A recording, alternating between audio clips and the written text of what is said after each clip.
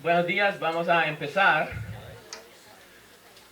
Les había dejado una tarea, pero si quieren la pueden entregar mañana. Si la terminaron hoy, la pueden entregar hoy, si no mañana, no pasa nada.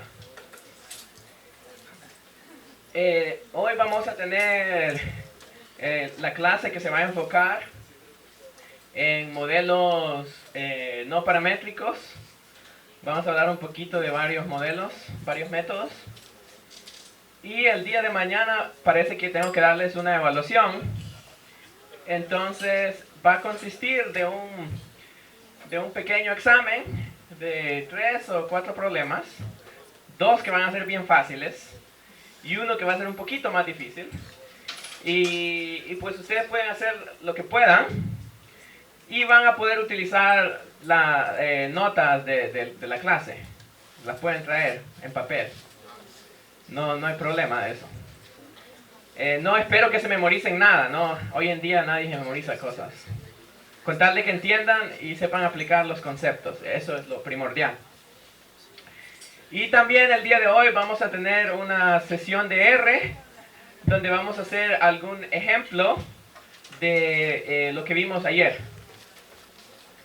Entonces ese es el plan.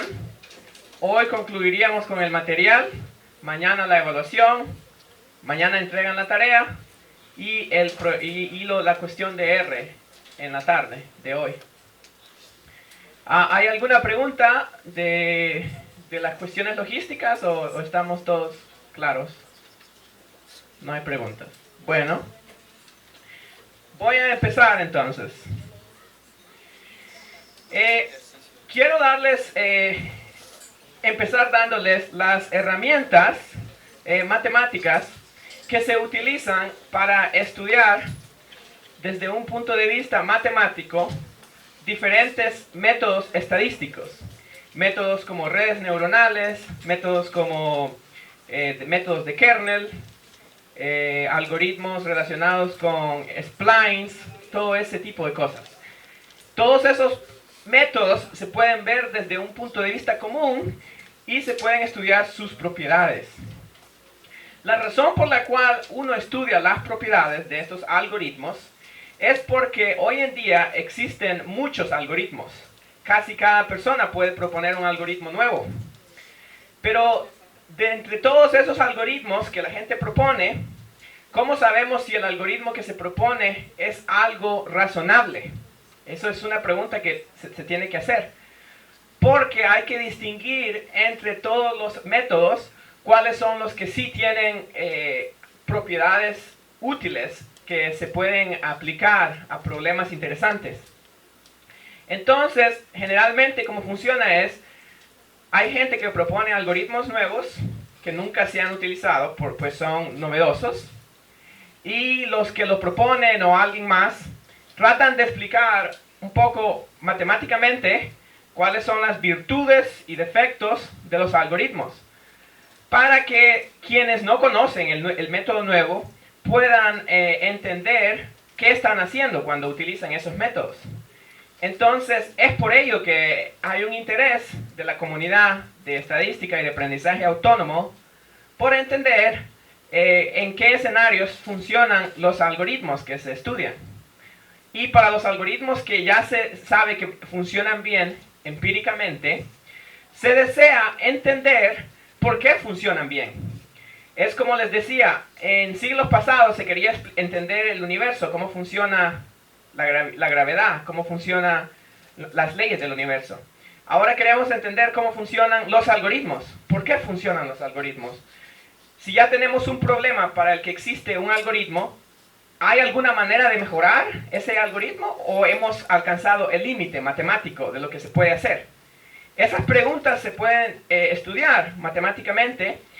Y lo que yo les voy a dar aquí, que va a parecer un poco técnico, es simplemente un paradigma matemático que les permitiría entender cómo estudiar algoritmos. Entonces, espero que ese pequeño discurso les ayude a entender que lo que voy a hacer no es así nada más por decir cosas. Empiezo diciendo ideas de entropía. que nos van a ayudar a entender cómo funcionan conjuntos que no son necesariamente contables. Y la idea va a ser medir el tamaño de un conjunto, tener una medida cuantitativa de lo que significa ser un conjunto compacto en espacios métricos. En topología o en análisis se habla de que un conjunto es totalmente acotado si se puede cubrir con un número finito de bolas de tamaño epsilon para cualquier epsilon. Sabemos que si eso es posible y si el conjunto es un subconjunto de un espacio euclidiano, el conjunto es compacto. Pero si el espacio es métrico en general, el conjunto no tiene que ser compacto, ¿no? Aunque satisfaga esta propiedad. Entonces, una pregunta que los que estudian probabilidad y estadística se hacían era: ¿cómo podemos medir el tamaño de conjuntos en espacios métricos de una forma que sea útil para estudiar algoritmos de aprendizaje autónomo y de estadística? Y la idea que vamos a discutir hoy, al principio de la clase, es una idea que se le atribuye a Kolmogorov, el famoso matemático que formalizó mucho la teoría de probabilidad. Y la idea es evitar usar cosas como la medida de Lebesgue en RD y simplemente usar cosas más básicas que se pueden aplicar a espacios métricos arbitrarios. Es una idea que viene de topología y consiste en cubrir un conjunto con copias de otro conjunto. Esto es algo que se hace comúnmente en cursos de topología. Y la definición formal es esta. Entonces vamos a decir que una epsilon cover o una epsilon red de un conjunto T con respecto, esto significa con respecto, a una métrica ρ, entonces T es un espacio métrico con métrica ρ, vamos a decir que un conjunto es una epsilon red o una epsilon cover si el conjunto consiste de elementos θ1 hasta θn que están contenidos en el espacio métrico y que tienen la propiedad de que para todo elemento del conjunto existe un elemento de la red. Este debería ser θ, me disculpo, es un typo, este es θ.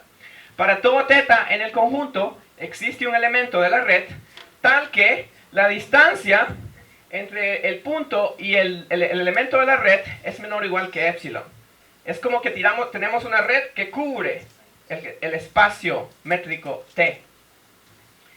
Déjenme mostrarles cómo se va a visualizar, pero antes definimos el epsilon covering number como el número natural n que depende de epsilon, depende del espacio métrico y depende de la métrica en ese espacio métrico, y está dado por la cardinalidad del conjunto, la cardinalidad más pequeña de cualquier epsilon cover. Es decir, de todas las redes con las que pudimos cubrir el espacio, el tamaño más pequeño de una red es el covering number. Esa es la definición. Entonces, veamos cómo se va a visualizar esto. Y el logaritmo del covering number se llama la entropía del espacio métrico, con el espacio métrico T, con métrica ρ y para el valor epsilon. Esta se llama la entropía, el logaritmo del covering number. Este concepto que parece así abstracto o a lo mejor básico, depende de qué tan acostumbrados están a este tipo de cosas. Este concepto se utiliza mucho cuando uno estudia algoritmos de estadística y de machine learning. Entonces ya vamos a ver cuál es la conexión. ¿Hay alguna pregunta de la definición? Esto es una definición matemática que vamos a utilizar para estudiar algoritmos de estadística. Entonces, déjenme les muestro primero una imagen de lo que estoy hablando. Imagínense que el espacio métrico está dado por el círculo grande. Ese es nuestro espacio métrico T. Y yo les doy un épsilon. Entonces lo que ustedes hacen es poner bolas centradas en diferentes puntos del espacio métrico. Y esas bolas, digamos que son de radio delta. En lugar de épsilon, uso delta aquí. Entonces las bolas tienen radio delta y están con centros en diferentes puntos del espacio. De acuerdo a la definición, lo que yo quiero es que para cualquier punto adentro del círculo exista una bola que lo contenga, ¿no? Eso sería la propiedad de que el conjunto de bolas es un epsilon covering. Que los centros, este y así, forman un covering del conjunto. Entonces aquí se ve que sí lo es, porque por ejemplo, si yo me tomo este punto de aquí, está adentro de esta bola, cuyo centro está en uno de los puntos que yo estoy enfatizando, que forman parte del covering. ¿Sí está claro lo que estoy diciendo? Eso es un covering. Entonces, el número de covering, el covering number, sería el mínimo número de bolas que yo puedo tener para cubrir este conjunto. En algún sentido ese número es informativo, ¿no? Porque si mi espacio es un espacio muy pequeño, a lo mejor necesito muy pocas bolas para cubrirlo. Pero si el espacio que estoy viendo es un espacio métrico gigante, entonces a lo mejor voy a necesitar un número enorme de bolas. Y esto se relaciona con la estadística de la siguiente forma. En estadística vamos a tener θ, un parámetro que queremos estimar. Ese parámetro puede ser un vector, puede ser un número real, puede ser una función que va de un espacio arbitrario a otro. Entonces, este es un elemento arbitrario de un espacio métrico y queremos estimar este objeto. Este objeto, por ejemplo, podría ser los parámetros que ChatGPT usa, ¿no? Los parámetros de las redes neuronales que ChatGPT utiliza cuando hace predicciones, cuando nos da contenido. Es decir, θ puede ser complicadísimo y va a vivir en un espacio métrico. Entonces, el tamaño del espacio métrico donde θ vive se relaciona con la dificultad del problema de estimar este θ. Porque si el espacio grande que tengo aquí es inmenso, voy a necesitar muchos datos para poder estimar θ adecuadamente. Mientras que si el espacio es pequeño, entonces θ sería fácil de estimar. Entonces el tamaño del conjunto en el sentido de covering se relaciona a la dificultad de estimar un elemento del espacio métrico. Entonces ese es. Y aquí está un ejemplo de métrica, ¿no? Si tenemos un espacio normado, podemos definir la distancia entre dos puntos como la norma de la diferencia entre los dos puntos. El símbolo ese que ven con las líneas verticales es la norma. Se usa la notación B como la bola unitaria, que es el conjunto de elementos del espacio cuya norma es menor o igual que 1. Como ya vimos, existen, inclusive en RD, existen diferentes tipos de bolas, ¿no? La bola L1 que estábamos hablando ayer, que motiva la construcción de lazo. La bola L2, que es la bola euclidiana, que es la primera que aprendemos. Y así. Entonces, una bola de radio epsilon centrada en θy, la vamos a denotar así. Va a ser θy más epsilon multiplicado por la bola. Esto es notación para decir la bola centrada en θy con radio epsilon. Y entonces lo que significa hacer un epsilon covering es que el conjunto n que consiste del covering va a ser un covering, epsilon covering, si y solo si el espacio total está contenido en la unión de las bolas con centros en θy y con radios epsilon. Esta es la definición que les acabo de dar, pero escrita ahora en términos de teoría de conjuntos, ¿no? Que el espacio está contenido en la unión de bolas con centros en los puntos. Que es lo que yo les decía aquí. Estos serían los puntos, ¿no? θ1, θ2, θ3, etc. Y tenemos una bola de radio epsilon en cada uno.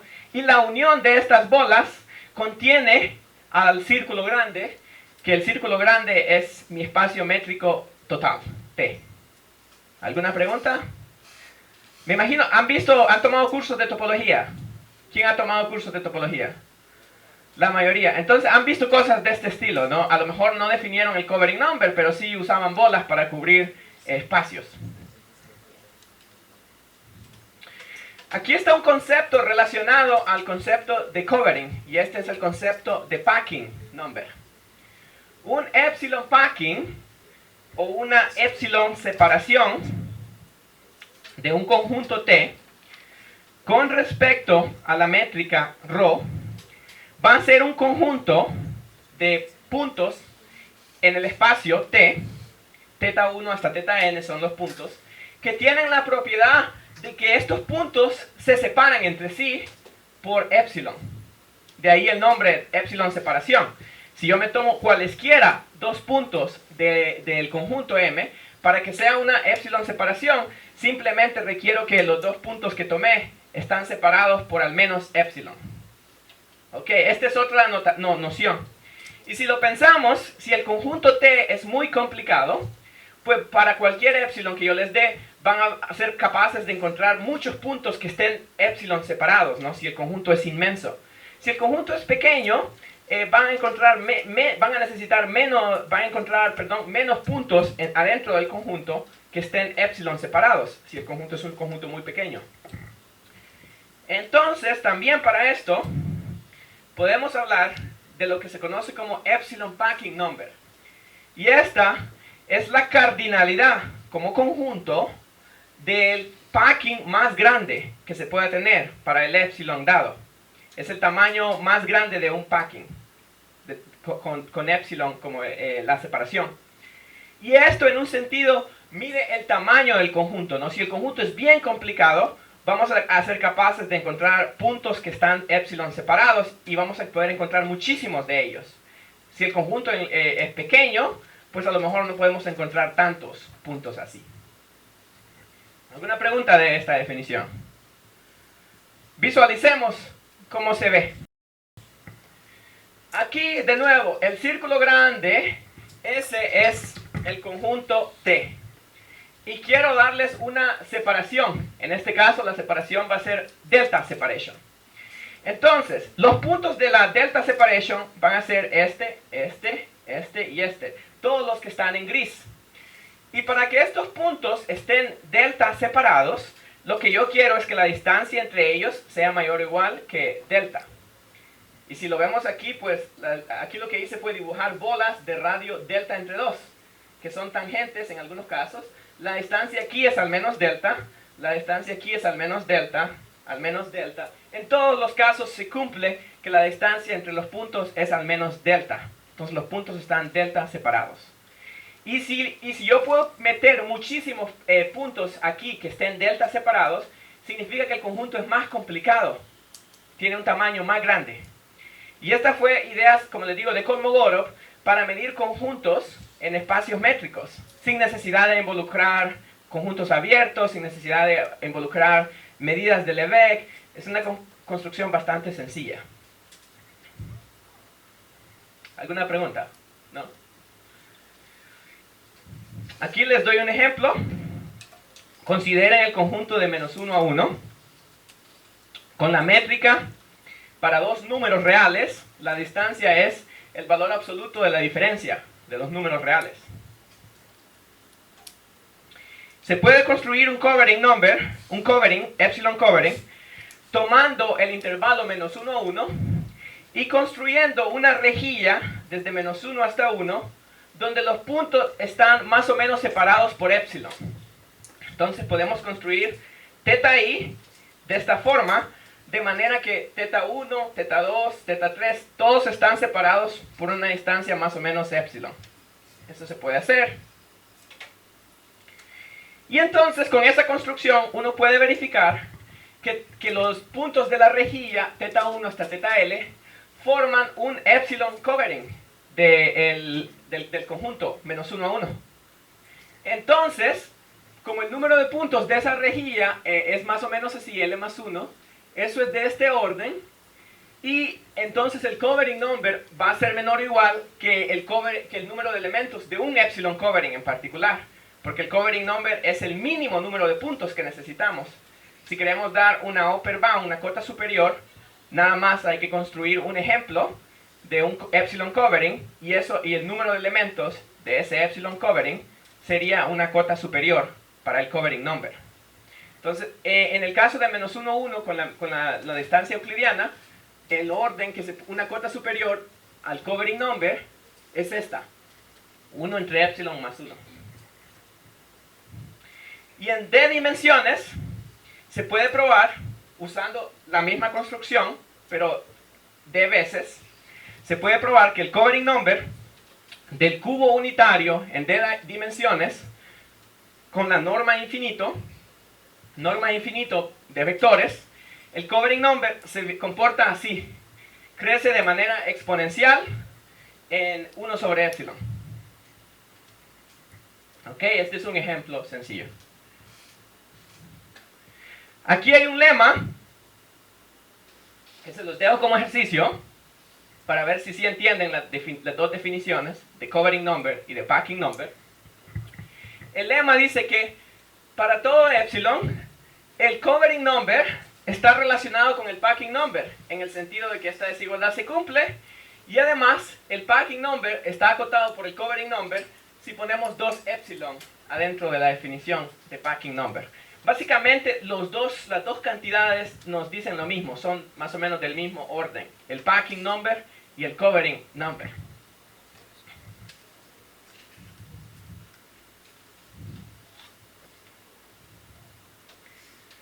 Aquí les voy a dar un lema que luego se usa mucho para estudiar estos conceptos. Supóngase que tenemos dos normas en RD. Por ejemplo, esta podría ser la norma 2 en RD, que es la norma euclidiana que siempre usamos. Esta podría ser la norma L1 de RD. Entonces, las dos normas definen una bola unitaria con respecto a la primera norma y una bola unitaria con respecto a la segunda norma, ¿no? Así como les decía ayer, la bola L1 se ve como un diamante, así. La bola L2 se ve como un círculo. Y luego hay otras bolas que podríamos considerar, dependiendo del tipo de norma que usemos. Entonces, este es B y B' se define de manera similar. Entonces, se puede probar que el covering number de la primera bola con respecto a la segunda norma es menor o igual que el packing number de la primera bola con respecto a la segunda norma, y se puede dar una cota superior que depende del volumen de estas bolas, del volumen de la bola B' y del volumen este. Y se puede dar una cota inferior también. Es decir, existen estimaciones basadas en este lema que podemos dar para el covering number de una bola con respecto a otra norma, a cualquier norma. Y en particular, cuando las dos normas coinciden, cuando tomamos las dos normas iguales entre sí, entonces las dos bolas son iguales, el numerador se cancela con el denominador y el radio el cociente de estas dos cosas se convierte en esto, y lo que podemos decir es esto, que el covering number de una bola con respecto a la norma que define a la bola está acotado por abajo por 1 sobre epsilon a la d, y está acotado por arriba por 3 sobre epsilon a la d. Si simplemente desarrollamos que es este volumen entre este volumen, eso se puede calcular explícitamente y nos da una cota superior y una cota inferior para el covering number de una bola con respecto a la norma que define a la bola. Entonces, sumar dos bolas aquí significa sumar los elementos de los dos conjuntos, tomar todas las posibles sumas que usted puede tener. Es la definición que se da de suma de dos conjuntos, ¿no? La suma de un conjunto A más un conjunto B es el conjunto de elementos cuyos miembros son de la forma A más B, con A en el primer conjunto y B en el segundo conjunto. ¿Sí?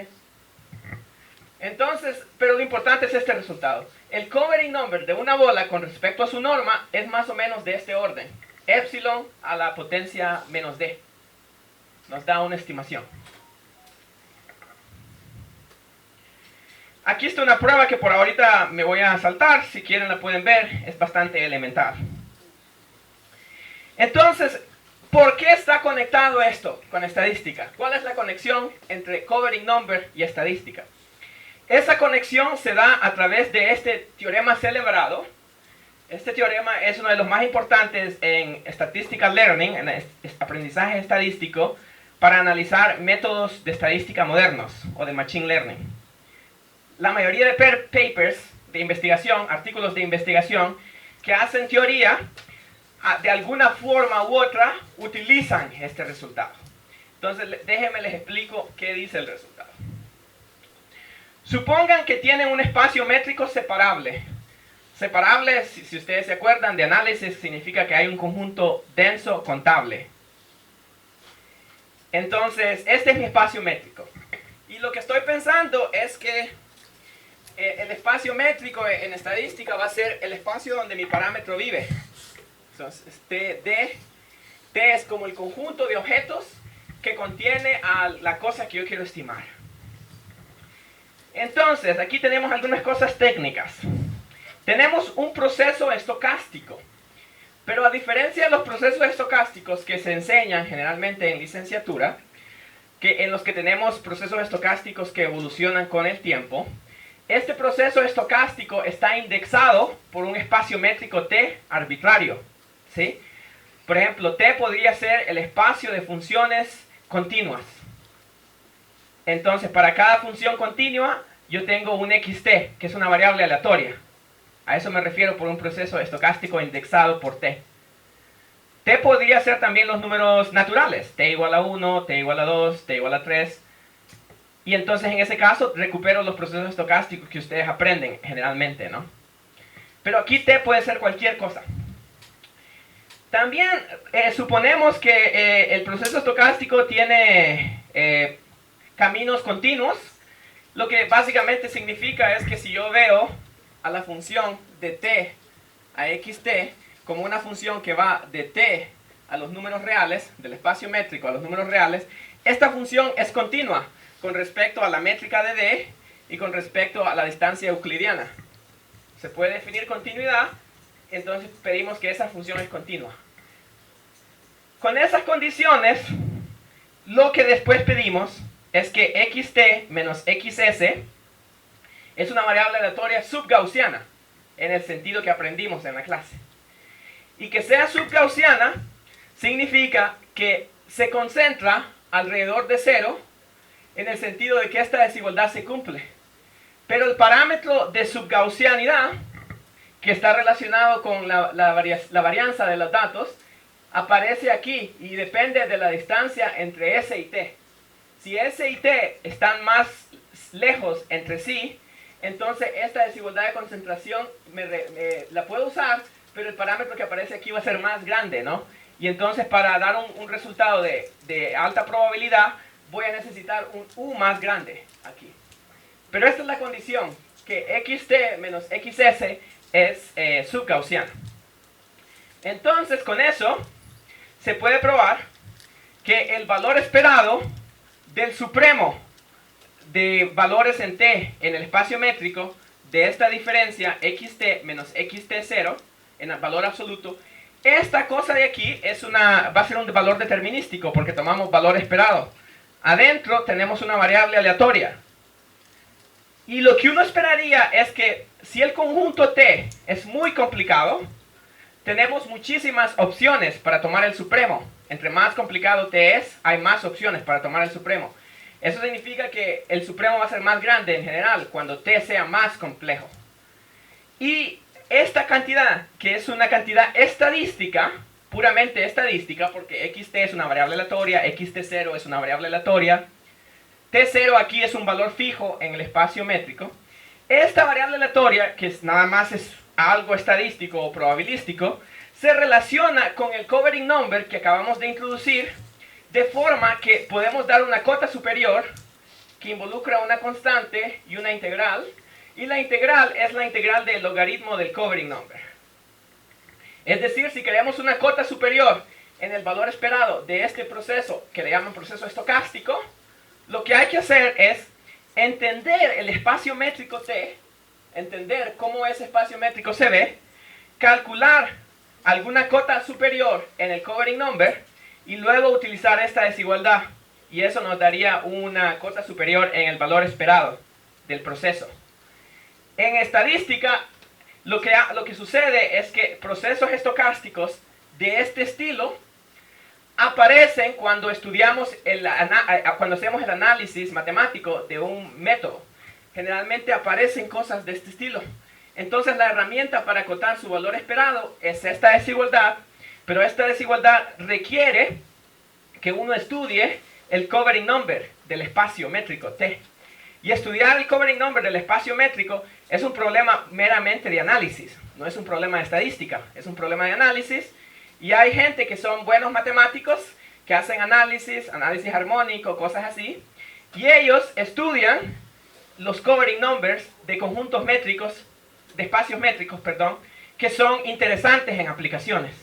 Entonces ellos lo estudian eso, el estadístico usa esta desigualdad y puede traducir esos resultados a cosas que nos dan cotas superiores en valores esperados de esta forma, que en un momento vamos a ver la conexión con métodos estadísticos. ¿Hay alguna pregunta? Sí. ¿Cómo se puede estimar esa constante? Esa constante no va a importar tanto porque generalmente lo que uno hace es dar un radio de convergencia que depende del tamaño de muestra y de las dimensiones. Y las constantes generalmente la gente las ignora, aunque sí se puede estimar. Pero aquí la gente generalmente la deja indefinida. Es una constante que está ahí. ¿Alguna otra pregunta? Bueno, la demostración de esto, yo creo que si les gusta la topología, el análisis, es una demostración entretenida, tiene varios pasos, es muy creativa. La puse aquí, por si hay alguien valiente que la quiera leer. Hay varias cosas, hay cosas técnicas. Son varias páginas, aquí les di una versión que a lo mejor omite algo. Pero es una demostración muy interesante porque hay que usar los caminos del proceso son continuos, hay que usar la subgaussianidad, hay que usar todo lo que pusimos, ¿no? Que el espacio métrico es separable. Es decir, es una prueba que les va a refrescar la memoria de lo que saben de análisis, topología y estadística. Si tenemos tiempo la vemos hoy, si no, no. Entonces, un ejemplo de cómo se usa esto es de la siguiente forma. Supongan que tienen un conjunto K en Rn, un subconjunto de Rn, y un epsilon que es multivariante normal, con media cero, y con matriz de covarianza la identidad. Y n es la identidad. Sea R un positivo y θ 0 un elemento de K. Una forma de definir procesos estocásticos como el que yo les di es tomar z epsilon, que podemos pensar de z como una función del ruido, y construir el supremo sobre K restringido a una bola. El que lo restrinja a una bola me va inmediatamente a permitir que el supremo exista bajo algunas condiciones en K, si no el supremo podría ser infinito. Y el supremo lo tomo del producto interno entre el ruido y θ menos θ 0. Este tipo de objeto aparece cuando hacemos el análisis de métodos estadísticos. Y para entender este objeto, lo que se hace es usar la desigualdad de Dudley, como ya les voy a decir, que es esta, combinada con otras herramientas que hemos aprendido. Lo primero que uno hace es notar, y esta es una cuenta que pueden verificar, es notar que como función de epsilon, z epsilon es Lipschitz con constante r. Es decir, esta función complicada que se ve aquí, de hecho es Lipschitz continua, con constante r. La vez pasada vimos la definición de continuidad de Lipschitz, se puede verificar que esta lo es. Entonces, como es Lipschitz, podemos usar el resultado profundo que les mencioné de concentración de funciones Lipschitz cuando son evaluadas en vectores normales. Se puede probar que se concluye que ZE se concentra alrededor de su media, de la misma forma que variables aleatorias subgaussianas se concentran alrededor de su media. Es decir, la probabilidad de esto es menor o igual que algo que decae de manera exponencial, con t² dividido por r². Así que desde el punto de vista de entender cómo este proceso estocástico se comporta, si usamos esta desigualdad, el único ingrediente que faltaría sería entender quién es el valor esperado. Porque si sabemos quién es el valor esperado, o si tenemos una cota superior para el valor esperado, esta desigualdad nos permitirá decir cosas de z epsilon. Pero habrá que entender entonces quién es el valor esperado de z epsilon. Y para entender quién es el valor esperado de z epsilon, lo que definimos es una cosa que se llama local Gaussian complexity del conjunto K menos θ 0. De nuevo, K menos θ 0 significa toman los elementos de K y a cada elemento de K le quita θ 0. Así como en teoría de conjuntos se definen esas cosas, cuando estamos hablando de subconjuntos de espacios euclidianos. Entonces lo que podemos definir es un proceso estocástico indexado por θ, donde θ va a ser un elemento de K. Vamos a tomar para cualquier θ en K, podemos definir xθ como el producto interno entre epsilon y θ. Este es un ejemplo de un proceso estocástico indexado por un vector θ en Rn. Y podemos definir nuestro espacio métrico como la intersección de K y de la bola euclidiana de radio R centrada en θ 0, que es el conjunto que aparece aquí. Lo podemos llamar T. Entonces ya tenemos un espacio métrico con respecto a la norma euclidiana. Tenemos un proceso estocástico indexado por elementos de ese espacio y podemos usar la desigualdad de Dudley de esta forma. Aquí en la desigualdad de Dudley, no sé si lo mencioné o si lo vieron, la integral va desde 0 hasta el diámetro del espacio métrico, el diámetro dividido por 2. El diámetro se define como la distancia más grande entre cualesquiera dos elementos del espacio métrico. Entonces, en el caso que estoy haciendo aquí, el diámetro va a ser R porque todo está contenido en una bola de radio R. De hecho, el diámetro va a ser R2R, perdón. Pero 2R dividido por 2 se convierte en R. Entonces, para entender el valor esperado de z epsilon, lo único que hay que hacer es entender el covering number. Con estos dos teoremas que son así herramientas muy fuertes. La primera, la desigualdad de concentración, que escribo aquí. La segunda es la desigualdad de Dudley. Y entonces, para entender la aleatoriedad de esta variable aleatoria, todo se va a reducir a entender el covering number del espacio T, definido de esa forma. Entonces, esas dos son las herramientas principales que la gente usa cuando se estudia algoritmos teóricos, las propiedades teóricas, de algoritmos. La primera es las desigualdades de concentración. La segunda es la desigualdad de Dudley, para acotar por arriba al valor esperado del proceso estocástico. Ya vamos a dar esto de forma de que se pueda aplicar a problemas específicos. Pero ¿hay alguna pregunta? Bueno. Entonces uno necesita estudiar covering numbers del conjunto T. Y este es un problema de análisis matemático, no es un problema de estadística. Este es un problema, como les digo, hay matemáticos que se dedican a este negocio de estudiar covering numbers. Que es difícil porque usted tiene un espacio que puede ser un espacio de Hilbert, un espacio de funciones, y hay que desarrollar covering numbers. Es algo bastante profundo que se hace. Ya vamos a verlo, cómo se usa esto con los datos. Sí, en un momento lo vamos a ver. Ahorita nada más le estoy dando las herramientas y en un momento vamos a ver cuál es la conexión de esto con datos así, con modelos concretos. Cómo se estudia, cómo se usa esto para analizar métodos concretos. Entonces, estas son las matemáticas, pues, que están detrás. Un ejemplo es las clases de funciones de Lipschitz, que son funciones que puedo tomar las funciones, con dominio en 0, 1, que van a los números reales, cuya constante de Lipschitz es menor o igual que L. La constante de Lipschitz es menor o igual que L si y solo si la función satisface esto, que variaciones en el valor de la función están acotadas por L multiplicada por variaciones en los valores que pongo a la función. Eso significa ser Lipschitz, y aquí considero funciones de Lipschitz acotadas.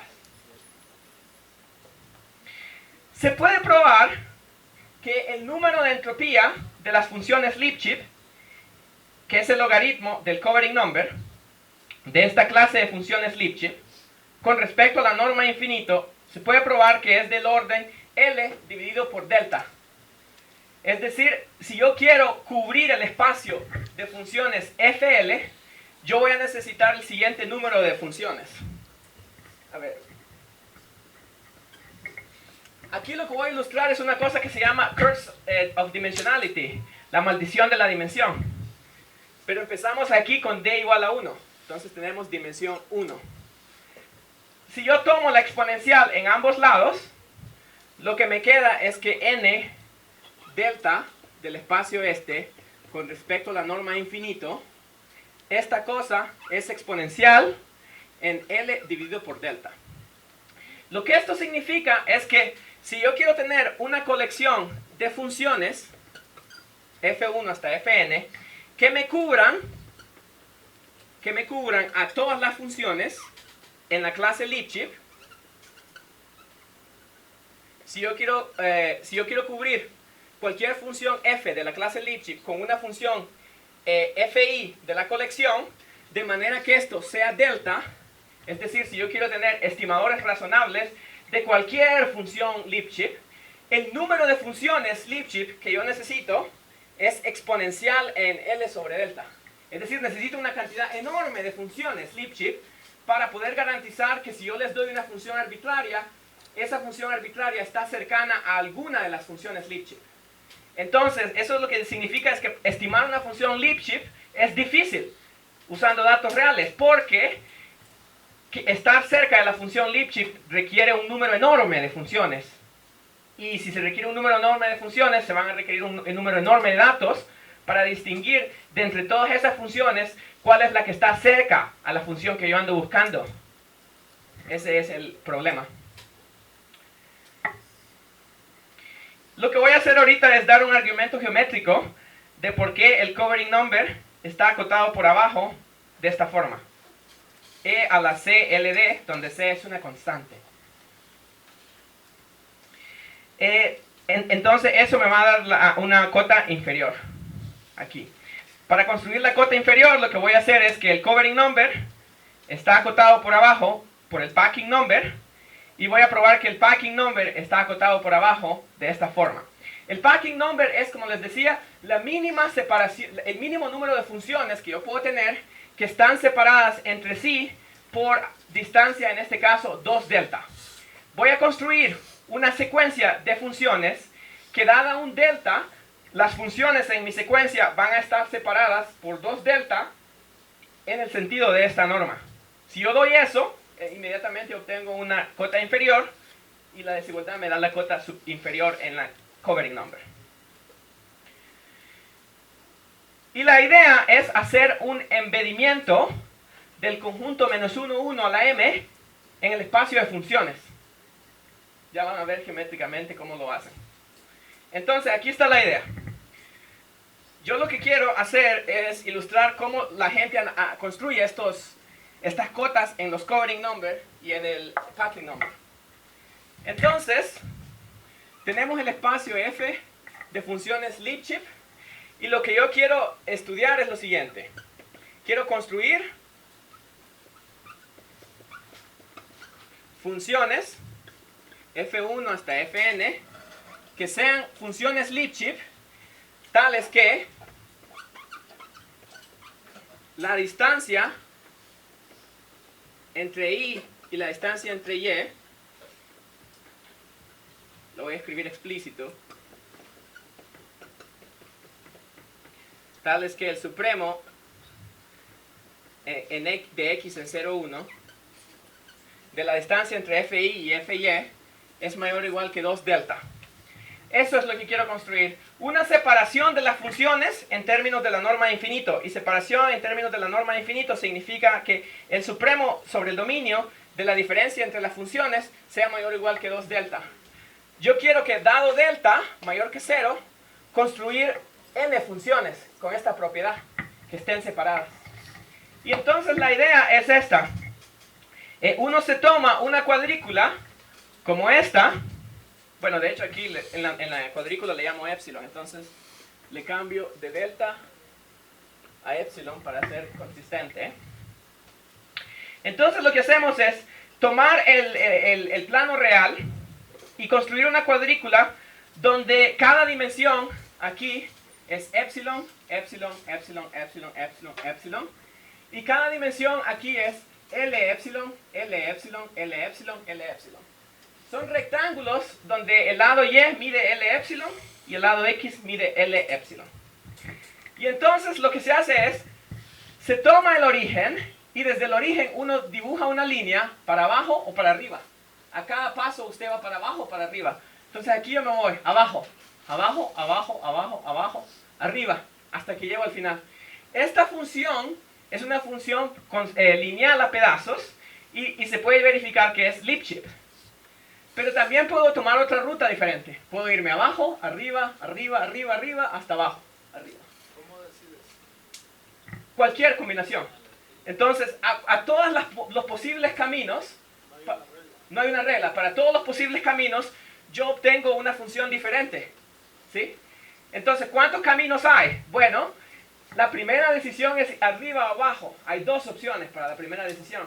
Para la segunda hay dos opciones, arriba o abajo, y así sucesivamente. Entonces, el número de opciones va a ser 2 a la m.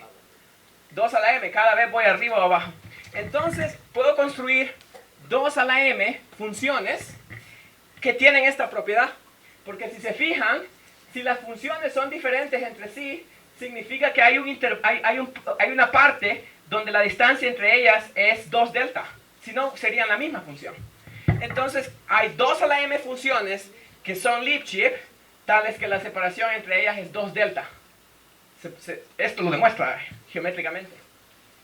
Entonces, si ven, estudiar el covering number puede ser algo así, algo matemático interesante, que en un momento vamos a ver cómo se relaciona con regresión. ¿Alguna pregunta aquí? No, el covering number nada más está midiendo el tamaño de los conjuntos. Qué tan grande es su conjunto. Pero lo que vamos a hacer es que para datos reales, relacionado a lo que usted dice, para datos reales lo que va a pasar es que los datos son generados de una distribución. Esa distribución tiene un parámetro. Y ese parámetro vive en un espacio. El espacio donde vive ese parámetro, ahí es donde vamos a estudiar el covering number. Esa es la conexión.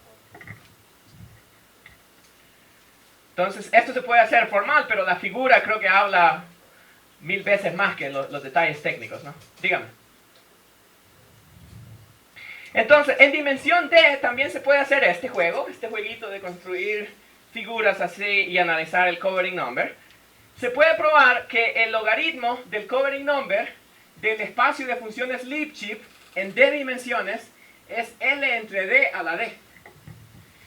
Eso se puede probar para dimensiones funciones en D dimensiones. Entonces, ¿qué significa eso? Que el covering number, que mide el tamaño del conjunto, el covering number de las funciones Lipschitz en D dimensiones, este covering number es de orden L entre D a la D, L entre delta a la D. Exponencial de eso. Entonces, miren que este número es gigante.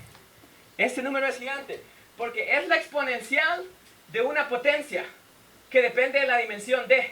Entonces, imagínense que tenemos dimensión D igual a 10. Y yo quiero estimar una función que va de 0,1D a los reales. Y yo sé que la función es Lipschitz. Si yo quiero estimar una función Lipschitz de 0,1D a los reales, va a ser un problema bien difícil. Porque, de acuerdo con esto, si yo quiero estar cerca de esa función, para estar cerca de esa función sin saber cuál es la función, yo voy a necesitar, en total, la exponencial de una potencia que depende de, que elevada a la 10, de una cosa elevada a la 10. Este número es masivo. Es decir, estimar una función en 10 variables que sea Lipschitz no hace sentido. No se puede. Usted puede intentarlo, pero como la clase de funciones es tan grande, el espacio en el que está trabajando es tan grande, necesitaría enormes cantidades de datos para poder decir algo de esa función a estimar. ¿Sí estoy claro en lo que digo? Otra explicación, también otra cosa de la dimensionalidad es lo siguiente, ¿no? Que si ustedes tienen un intervalo y ustedes generan 1000 puntos aleatorios entre 0 y 1, las separaciones entre estos puntos van a ser como del orden 1 sobre n, donde n es el número de puntos, más o menos así. Pero si ahora yo tengo dimensión 2, si yo genero los puntos en dimensión 2, en términos de la distancia euclidiana, ahora la separación es como 1 sobre raíz cuadrada de n. Están más lejos los puntos entre sí. Y si ahora tengo dimensión 10, los puntos están a distancia más o menos 1 sobre n a la 1 sobre 10. Están lejos, pues. No se puede hacer nada. Y si aparte de eso tenemos que la función es complicadísima, pues no se puede hacer nada. Entonces, ¿qué pasaba históricamente? Que ciertos métodos que suponían que la función era Lipschitz, como estas, esos métodos funcionaban hasta dimensión 2, 3, 4 quizás. Pero el momento en que sus datos se fueron a 100, a 10, en dimensión 10, como los que estábamos viendo ayer con Lazo, ahí ya no se puede hacer nada con esos métodos. Entonces la dimensionalidad de los datos es muy importante para decidir qué método usamos. Porque si un método supone que la cosa que queremos estimar es Lipschitz, por ejemplo, ese método solo va a servir para dimensión baja. Y para dimensión alta, entonces, lo que hay que hacer es usar otros métodos. Y ahorita voy a ir a hacer una explicación de diferentes métodos. Aquí hay cosas más técnicas. Entonces, aterricemos esto en el contexto de regresión. Que ahí es la pregunta que usted me hacía, ¿no? ¿Cómo está relacionado esto con distribuciones? Entonces, volvamos a la estadística. Ya nos tomamos este pequeño tour de análisis y de matemáticas. Y ahora ya venimos con las herramientas, con las pistolas, y ahora vamos a pelear con los malos, ¿no? Entonces, ¿cómo es esto? Supóngase que tenemos XY, una secuencia. Estos XY pueden ser vectores que contienen variables informativas acerca de individuos, ¿no? Pueden tener información como estatura, edad, peso, condición física, etc.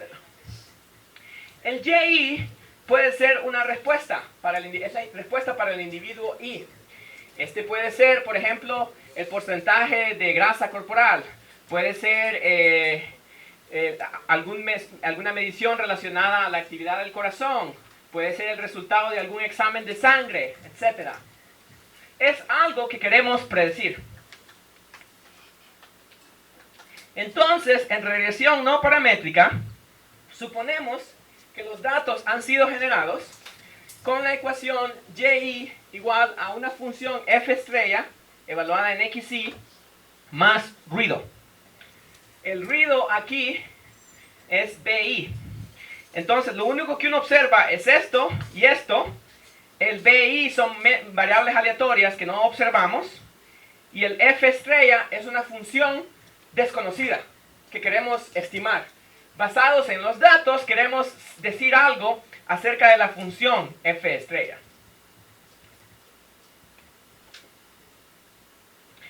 Esto se puede pensar de forma siguiente. La función f estrella podría ser el valor esperado de y dado x, condicionado en que x es igual a lo que le ponemos aquí, x pequeña, y v es y menos el valor esperado condicional. Y entonces los YI son variables aleatorias que son copias de Y, y los BI son variables aleatorias copias de V.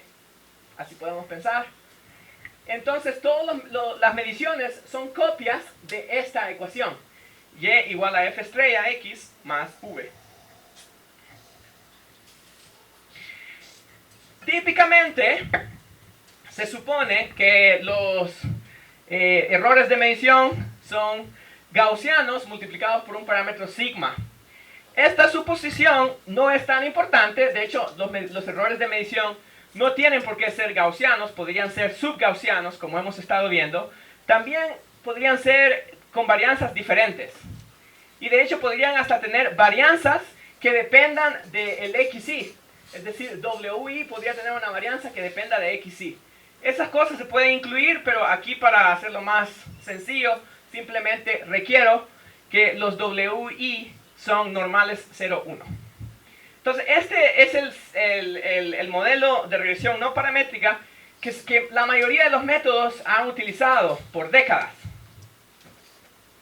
Entonces, ¿qué hace uno para estimar la función f estrella? Pues históricamente, y de hecho aún en día se hace, lo que uno hace de manera general es decir, ok, yo quiero estimar esta función. ¿Qué estoy dispuesto a suponer de esta función? Puedo suponer que la función es lineal, puedo suponer que la función es Lipschitz, puedo suponer que la función es otra cosa, ¿no?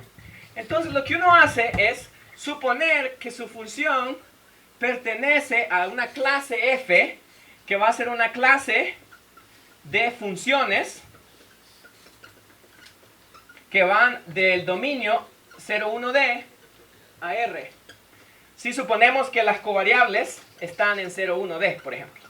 Si suponemos que las covariables están en 0,1D, uno especifica una clase de funciones. Esa clase de funciones podrían ser todas las funciones lineales, o todas las funciones Lipschitz, o todas las redes neuronales que tengan no sé cuántos neurones y cuántos hidden layers. O pueden ser cualquier cosa. Uno especifica f. Ya que uno se decidió por qué tipo de estimador usar, hay varias razones para escoger un diferente tipo de estimador. Por ejemplo, si a mí lo que me importa es la interpretación, a lo mejor voy a suponer que mi clase f son funciones lineales, porque es bien fácil explicarle a los demás qué significa estimar f, ¿no? Una función lineal se puede explicar de forma sencilla. Si a mí no me importa la interpretación y lo único que me importa es predecir predecir con precisión, entonces lo que puedo hacer es especificar redes neuronales, ¿no? Por ejemplo, ChatGPT tiene redes neuronales que tienen 100 o alrededor de 100 hidden layers, complicadísimas las funciones, y que son de dimensiones altísimas también. Puedo escoger una clase de funciones muy complicada, porque por ejemplo para ChatGPT, pues lineales no me va a funcionar, ¿no? Funciones lineales son demasiado simples para algo como lo que ChatGPT hace. Pero para lo que yo quiero hacer, por ejemplo, si es predecir el porcentaje de grasa corporal, pues a lo mejor funciones lineales me basta y me va a dar una buena interpretación. Entonces, la clase de funciones es una decisión que uno hace y ya que se decidió uno por qué clase de funciones utilizar, entonces lo que uno busca es minimizar sobre la clase de funciones la suma de los cuadrados de los residuos, donde los residuos es y menos f de xy. Es decir, buscamos la función dentro de la clase que decidimos especificar, la función que nos dé el mejor fit de los datos, la función que sea mejor para entrenar los datos, que minimice esta suma de cuadrados. Esto se llama el least squares estimator, ¿no? Pero aquí lo podemos definir para cualquier clase. Con redes neuronales ya vamos a ver que se puede especificar con otro tipo de funciones. ¿Hay alguna pregunta acerca del setup, como dicen, ¿no? Muy bien, entonces, para ser más concreto, ¿no? Si tomamos funciones lineales, a esto me refiero. Va a existir un vector beta y mi vector de covariables x. Y lo que yo hago es definir la clase de funciones como fb de x igual al producto interno entre b y x, que es una función lineal. En este caso, yo puedo considerar funciones lineales, lin here significa lineal, con alguna condición. puedo suponer que mis funciones lineales son de esta forma, y también podemos imponer alguna condición en el vector de coeficientes. La condición podría ser que C es todo RD. En ese caso, recuperamos el método de, ¿cómo se le dice en español al de ordinary least squares? Mínimos cuadrados. En el caso en el que C es RD, la clase de funciones esa recupera la clase de funciones que obtenemos con el método de mínimos cuadrados.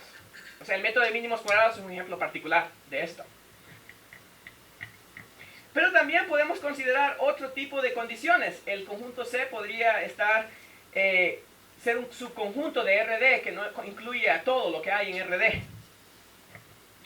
Y entonces lo que uno hace es optimizar sobre este espacio la función objetivo que les dije antes, ¿no? Que la función objetivo sería esta cosa. Aquí X podemos poner todas las covariables en una matriz. Aquí de hecho me falta n por d, es un typo, donde las filas son x y traspuesta. Y entonces en el caso de regresión lineal, el problema se vería así: minimizar sobre b en C la suma de los cuadrados de la diferencia entre y e y y la función lineal que yo quiero estimar. Ese es un ejemplo particular. Y esto se puede escribir de manera compacta con notación de matrices. También podemos empezar a poner más condiciones, condiciones específicas al conjunto C. Por ejemplo, una condición específica es suponer que la norma del vector de coeficientes está acotada, la norma L2. Esto se llama Ridge Regression. ¿Alguien aquí ha visto Ridge Regression? Levanten la mano si lo ha visto. Muy pocos, ¿no? Ridge Regression lo podemos utilizar cuando la dimensión D es mayor que n. Se usa en esos casos. Si queremos hacer un modelo lineal y que esté bien definido para dimensión D mayor que n, se puede utilizar Ridge Regression. Lo que sí es que no va a tener el mismo grado de interpretación que tiene el lazo que vimos ayer. Y hablando de lazo, pues podemos considerar otras normas, como la norma LQ. Con Q igual a 1 obtenemos lazo, y en ese caso, lo que se impone es que el vector de coeficientes tiene norma que es pequeña, en un sentido de esta forma. Entonces, el estimador lazo que vimos ayer, también se puede escribir como un método de regresión no paramétrica, donde la clase de funciones son funciones lineales, cuyo vector de coeficientes tiene norma L1 que es acotada. Ese sería lazo. Y si no tenemos ninguna condición, recuperamos el método de cuadrados mínimos. Y si tenemos la condición de arriba, recuperamos Ridge Regression. Es decir, todos estos métodos son casos particulares de la misma clase de métodos de regresión no paramétrica. ¿Alguna pregunta? De esto mencionamos ayer. Aquí hay más ejemplos que quizás hayan visto en algún curso. ¿Alguien aquí ha visto smoothing splines? ¿Quién ha visto splines? ¿No? Uno. Bueno, splines, lo que uno hace es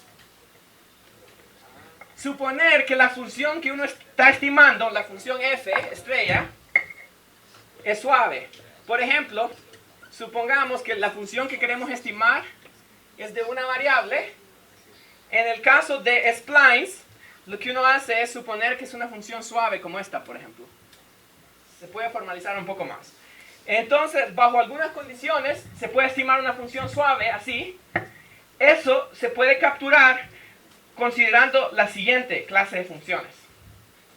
Si han tomado análisis funcional, pueden saber qué es esto, si no, no importa.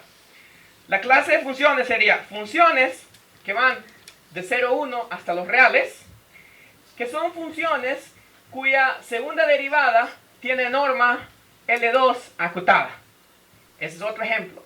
Entonces, al imponer una condición de suavidad en la función f, lo que estamos haciendo es tratar de incluir la información que quizás creamos que la función es suave, ¿no? Si creemos que la función que queremos estimar es suave, podemos incorporar esa información en el algoritmo al considerar clases de funciones que son así. Funciones cuya segunda derivada tiene norma pequeña. Porque si la segunda derivada tuviera norma 0, ¿qué significaría? Que la segunda derivada es 0. Y si la segunda derivada es 0, ¿qué significa? Que la función es cuadrática, ¿no? Y si la función es cuadrática, pues es bien suave, ¿no? Pero si la segunda derivada no es 0, pero es pequeña, la función va a ser suave, ¿no? Entonces, eso se puede incorporar en el problema poniéndolo en el conjunto de clases que queremos estimar. Y si bien es cierto, está hecho de manera abstracta aquí, hay gente que ha estudiado cómo hacer esto de manera algorítmica. Se puede formalizar el estimador. Se puede escribir de forma sin la condición sin poner la función de clases, la clase de funciones aquí abajo. Es decir, para encontrar el estimador de smoothing splines, lo que uno puede hacer es minimizar sobre funciones la suma de los cuadrados, penalizando que la segunda derivada tenga una integral, y se penaliza esa integral. Entonces, si yo resuelvo este problema, lo que yo estaría haciendo es encontrar una función que me haga el fit de los datos bueno, y que al mismo tiempo, si la función no es muy suave, yo lo penalizo eso. Entonces quiero una función que sea suave, lo penalizo el que no sea suave, y que también haga el fit de los datos de manera apropiada. Ese es el smoothing spline. Si han tomado clases avanzadas de matemáticas, este es un problema de cálculo de variaciones, porque el objeto que se busca aquí es una función. Estamos optimizando sobre funciones. Se puede estudiar esto con cálculo de variaciones, pero si ustedes no quieren pensar en eso, esto también se puede hacer de forma discreta. Y hay algoritmos que lo hacen en R y así sucesivamente. Este es otro ejemplo. Y el ejemplo más moderno de regresión no paramétrica, que es el que está de moda desde hace varios años, son las redes neuronales. Que las redes neuronales le permiten a uno vencer la maldición de la dimensión. Es decir, como vimos, para estimar una función Lipschitz, yo necesito un montón de funciones para estar cerca de ella. Y por ende es un problema muy difícil. Pero entonces uno se puede preguntar, ¿por qué es que las redes neuronales que no son tan buenas incluso en dimensiones muy altas? ¿No? Es una pregunta válida. Entonces, déjenme primero describir qué son las redes neuronales. Para un vector v en RR, podemos definir la función phi v, como una función que va de RR a RR. Y esta phi de v, de A1 hasta AR, lo que les hace es que primero les quita B1 a A1, y luego le aplica la función phi. Luego hace lo mismo para cada entrada, donde la función phi es lo que se llama una función de activación. Y estas funciones de activación hay varias que se usan en redes neuronales, hay varias que son estándar en redes neuronales. Entonces, esta es la primera, definir este mapa de RR a RR. Y el mapa depende del vector v. Este vector v está también en RR. ¿Hay alguna pregunta de la notación? ¿No?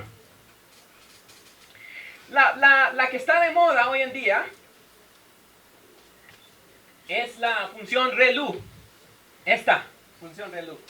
Esta función ReLU es una función de una dimensión, phi, que yo le meto x y me da el máximo entre 0 y x. Y que es una función que pues se ve así, ¿no? Se ve 0 y luego x. No es una función lineal, es una función lineal a pedazos. El hecho de que no sea lineal es crucial para que funcione con Deep Learning. También el hecho de que sea el máximo entre 0 y x es importante para Deep Learning porque cuando uno calcule gradientes, muchas de esas cosas van a ser 0 y los cálculos se vuelven más fáciles.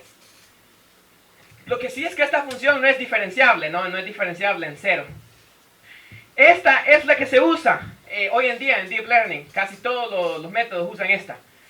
Antes de esta se utilizaban otras funciones de activación, pero luego se determinó empíricamente que esta funciona muy bien.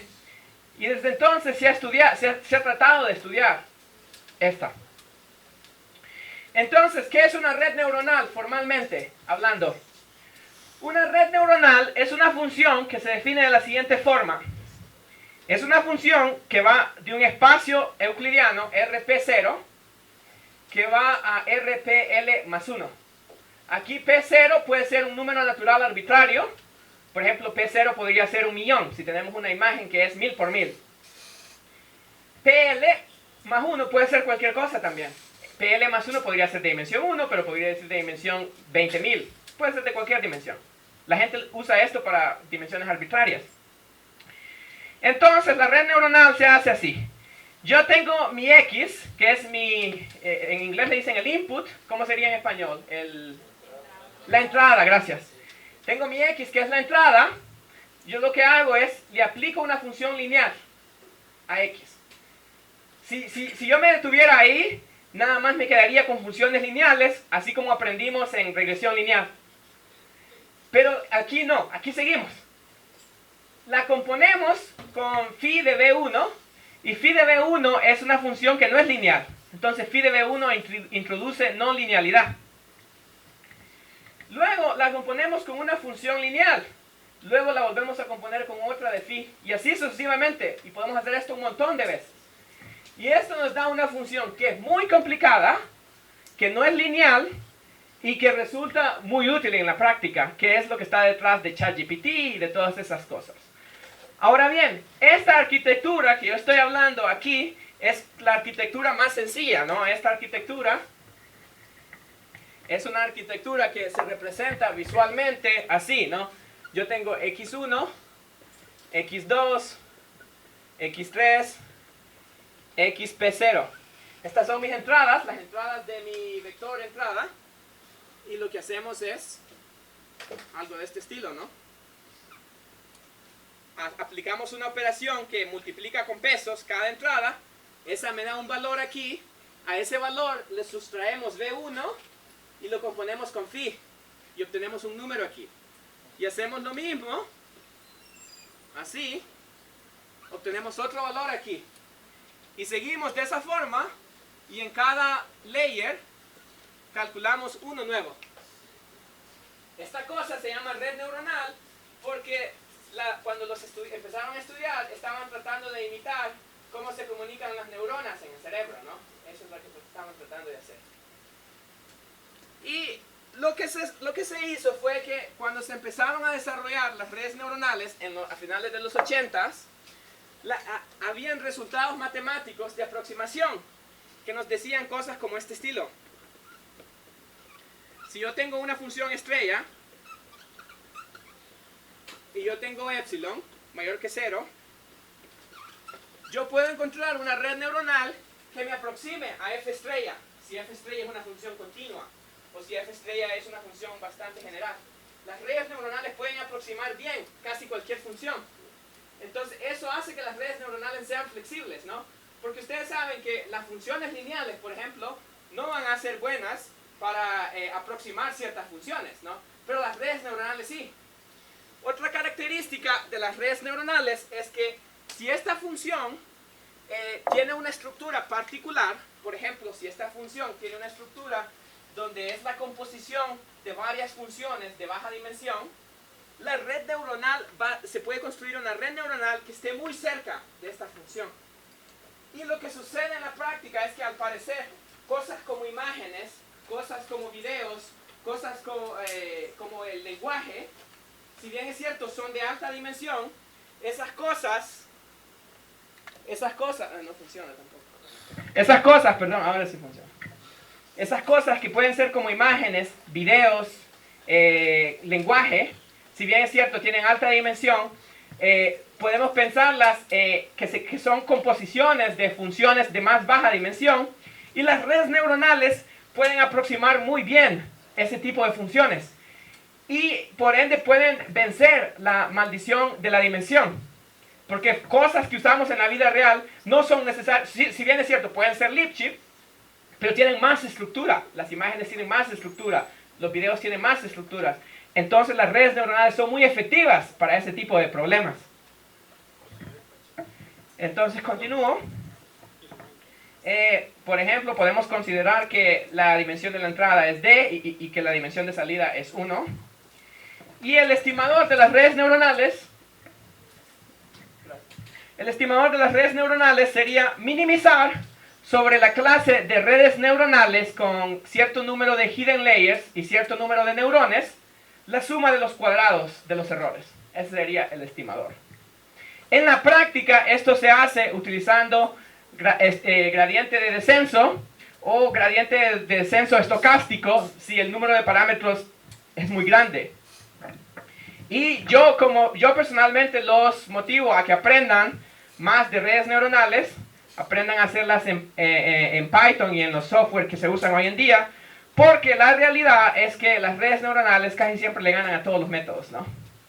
Es bien raro ganarle a las redes neuronales. Entonces, si bien es cierto, regresión lineal es así bien bonito y funciona, si a ustedes lo que les interesa es predecir y no la interpretación, las redes neuronales son la manera más natural de hacer las cosas. Además de que se va a ver más atractivo porque ustedes pueden decir que hacen inteligencia artificial. Que yo soy del punto de vista, como alguna gente, como Michael Jordan de la Universidad de Berkeley, California en Berkeley, yo coincido con lo que él dice, que estos métodos de inteligente no tienen nada. Nada más son cosas matemáticas. Pero hay gente que se ha ido, que les gusta sobrevender lo que se hace y dice que son inteligentes. Estos métodos no tienen conciencia, nada más, como ven ustedes, son composiciones de funciones. No hay nada inteligente en eso, ¿no? Estamos estimando parámetros y ya, eso es lo que estábamos haciendo. Pero a la gente le gusta llamarlos inteligencia artificial, ¿no? Que es un nombre mal puesto, pero que insisten en llamarlo. Y lo peor es que de repente hay gente que es muy famosa y que ha estudiado esto y que dice cosas que tal vez son disparates, ¿no? En términos de cómo estos objetos funcionan. Porque no hay nada de inteligente. Pero sí son útiles, son herramientas útiles que pueden hacer cosas muy beneficiosas para la humanidad en diferentes áreas de la ciencia, de los negocios, etc. Pero hay que entender que no están conscientes y nada más son objetos matemáticos. Bueno, entonces, ¿cómo estudiamos todos estos modelos? Como les dije, todos estos modelos se pueden ver como un modelo de regresión no paramétrica. Entonces, si yo soy un científico de datos o un investigador y yo quiero resolver un problema en particular, pues yo escojo qué método de regresión no paramétrica usar. También puede ser que los métodos existentes no sean suficientes para mi aplicación. Entonces a lo mejor me toca desarrollar un método nuevo. Sin importar cuál sea el caso, para estudiar estos métodos desde el punto de vista matemático, lo que se hace es lo siguiente. Se considera un modelo más sencillo, que se le llama el modelo de las medias normales. En el modelo de las medias normales, lo que tenemos es y igual a teta estrella i más ruido, donde los ruidos son gaussianos, y donde el teta estrella es un vector en un espacio teta que está contenido en RD. Por cierto, las arquitecturas, como decía, de redes neuronales que yo le mencioné ahí, eso es lo más básico, ¿no? ChatGPT usa algo más complicado, DeepSeek utiliza otras cosas, ¿no? Entonces la creatividad ahí está en cómo construir la arquitectura, dependiendo del problema que uno tiene. Yo los motivo a que lean de esas cosas. Entonces, lo que hacemos es estudiar este modelo de dimensión, donde el objetivo es estimar un vector que tiene media teta, que es la media de y. Los datos serían y nada más. Ya vamos a ver cómo esto se relaciona con el modelo de regresión no paramétrica. Lo que podemos hacer es identificar el modelo de regresión no paramétrica con este modelo de medias normales. Para hacer la identificación, lo que hacemos es que en el modelo de medias normales podemos tomar la dimensión d igual a n. Y podemos tomar al vector teta estrella i igual a f estrella de xy, donde estamos pensando que las covariables x y están fijas y lo que queremos estimar es f estrella. Entonces podemos definir teta estrella como f estrella de xy dividido por la raíz cuadrada de n, y podemos considerar la clase de parámetros teta dadas por la imagen de un mapa que me toma cualquier función de la clase y le asigna phi de alfa, de f, donde phi de f es un embedimiento de la función en Rn. Es decir, vamos a tomar la clase de funciones y hacemos un embedimiento. ¿Cómo se dice embedimiento en español? ¿Perdón? Encaje. Eso es. Hacemos un encaje del espacio de funciones en el espacio Rn. Y el encaje consiste en evaluar la función en todos los puntos del diseño y normalizarla, y le llamamos a eso phi de f. Entonces, en lugar de trabajar con el espacio de funciones, que es así complicado, podemos hacer las cuentas en Rn si queremos estudiar al estimador. Entonces, en otras palabras, el espacio θ es la imagen de f basado en el encaje phi que me manda funciones a vectores. Una función a un vector.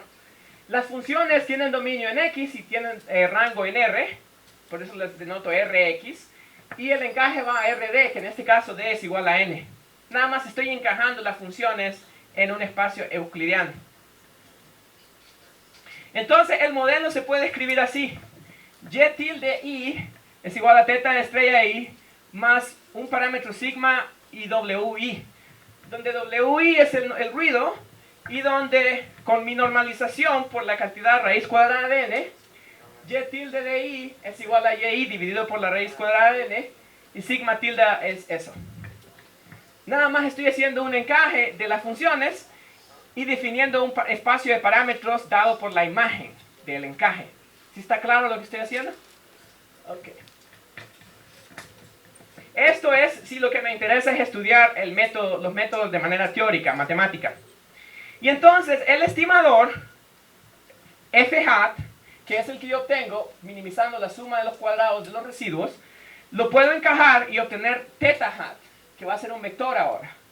Y θ hat i es igual al encaje de es igual a f hat de xi dividido por la raíz cuadrada de n. Donde podemos pensar ahora del problema como un problema de minimización, pero ahora en un espacio euclidiano, en lugar del espacio de funciones complicado que teníamos. Y en el espacio euclidiano, ahora minimizamos sobre el embedimiento del encaje y minimizamos la suma de los cuadrados así. Y basado en este estimador, lo que podemos hacer es decir qué tan cerca está θ hat del embedimiento de f estrella, que es θ estrella. Entonces, podemos tratar de estudiar qué tan cerca en la norma euclidiana L2 θ estrella está de θ hat. Pero la diferencia entre estos dos es lo mismo que la suma de los cuadrados de f estrella xi menos f hat de xi al cuadrado dividido por n, por la definición de mi embedimiento, mi encaje. Entonces yo lo que debo hacer es estudiar esta distancia, y como por definición corresponde a la suma de los cuadrados de los errores dividido por n, y a esta cosa se le llama, en inglés se le dice el MSE, el Mean Square Error. Entonces si yo pruebo que θ hat converge a θ estrella en la norma euclidiana, donde θ hat es este, pues entonces eso implica que el Mean Square Error se va a cero, ¿no? Por definición del encaje. Es decir, si el problema original que yo quería estudiar era sobre una clase de funciones complicada, ahora lo hago sobre Rn y hago las cuentas usando Rn. ¿Hay alguna pregunta? ¿No? Bueno.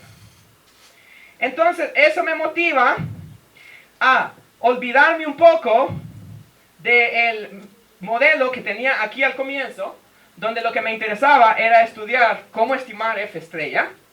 Y en lugar de enfocarme en estudiar f estrella, pues ya que hice el encaje, nada más tengo que enfocarme en estudiar cómo estimar θ estrella, donde mi modelo es ahora este modelo sencillo de acá. Que es bueno, sencillo entre comillas, porque el conjunto θ a donde f se encaja, ese conjunto θ pues va a ser bien complicado, entonces no es fácil de estudiar.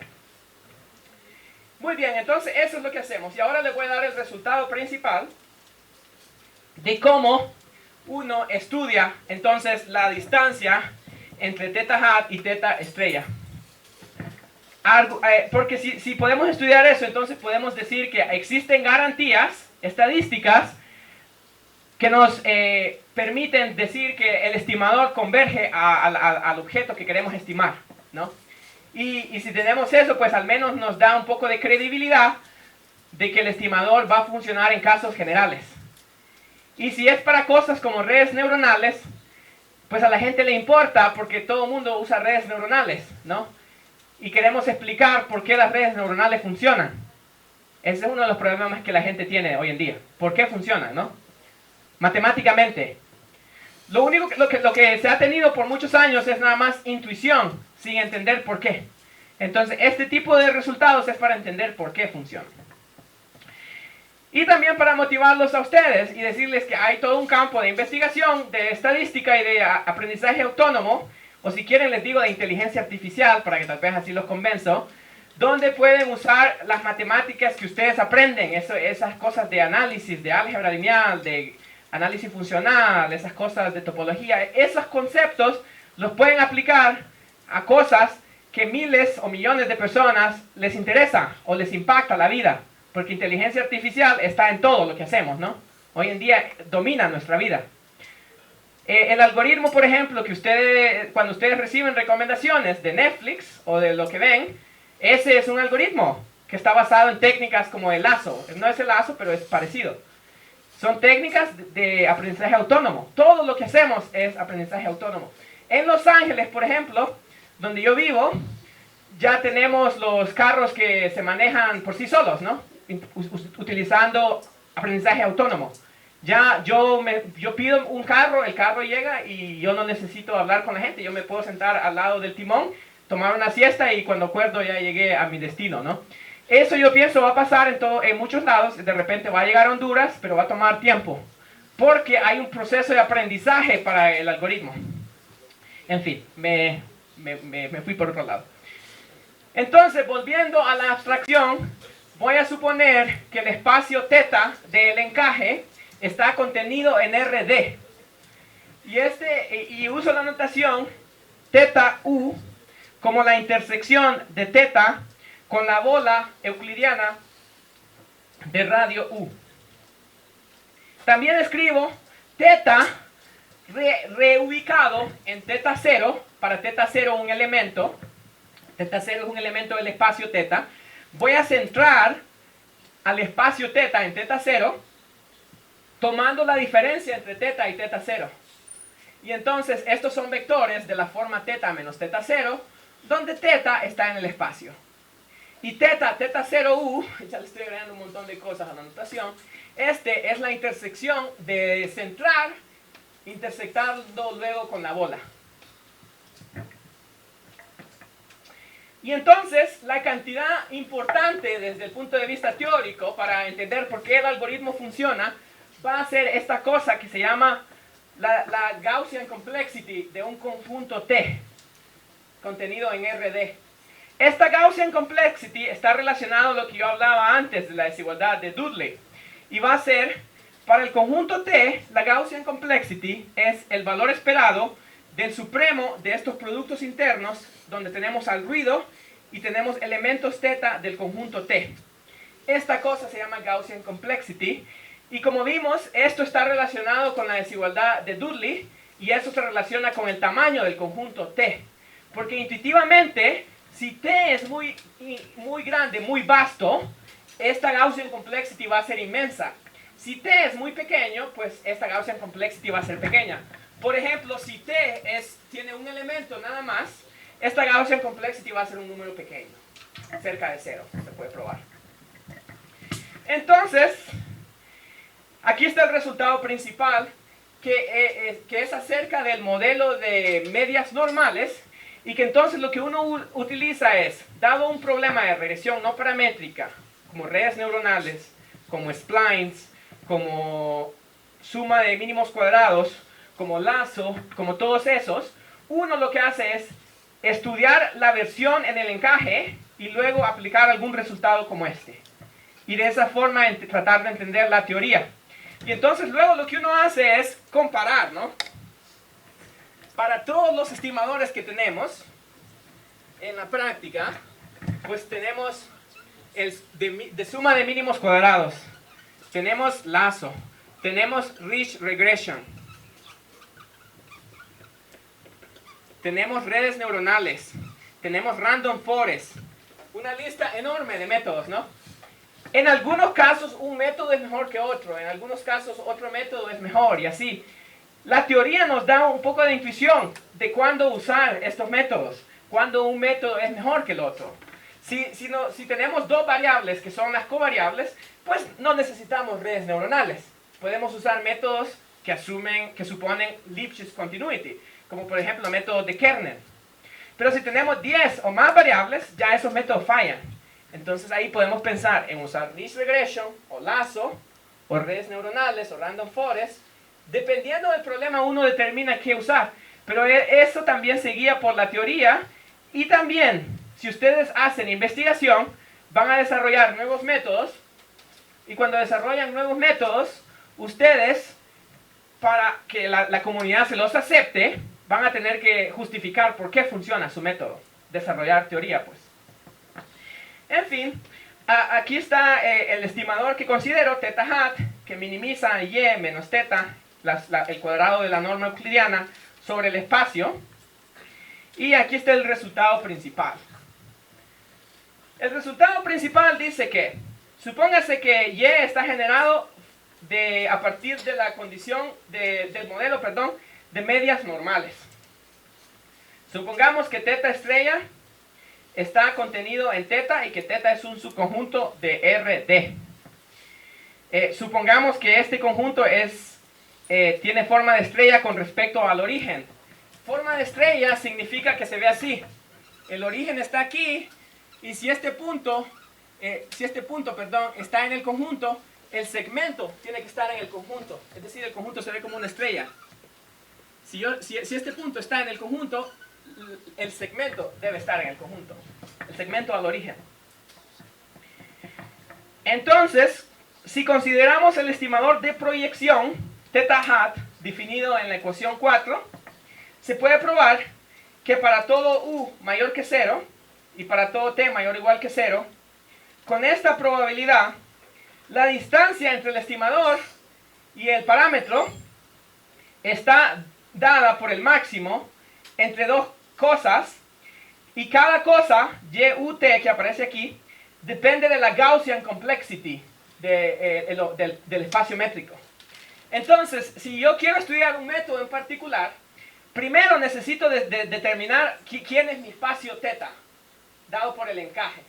Ya que determiné quién es mi espacio θ, tengo que estudiar la Gaussian complexity de este conjunto, que depende del valor verdadero, del θ y de u.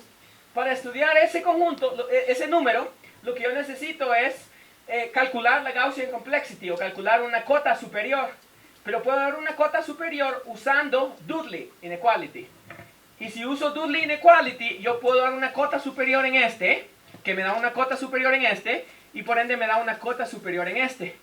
Pero para dar una cota superior de este usando Dudley inequality, pues yo lo que necesito es saber el covering number. Entonces, si yo sé el covering number, yo puedo usar Dudley inequality, puedo dar una cota superior en este y me puede dar una cota superior en el desempeño del estimador. Esa es como la lógica que uno haría para estudiar un estimador en general. Entonces, por ejemplo, en el caso de redes neuronales, yo tengo F, mi clase de redes neuronales, por ejemplo. Entonces, yo me tomaría esta clase. Lo primero que hay que hacer es preguntar, ¿cuál es el covering number de la clase? Ese covering number, hay un paper de 2019 que tiene miles de citas, porque un profesor de Berkeley, Peter Bartlett, él derivó el covering number de redes neuronales. Y como era algo tan novedoso y que la gente usa tanto el covering number, ese paper tiene un montón de citas.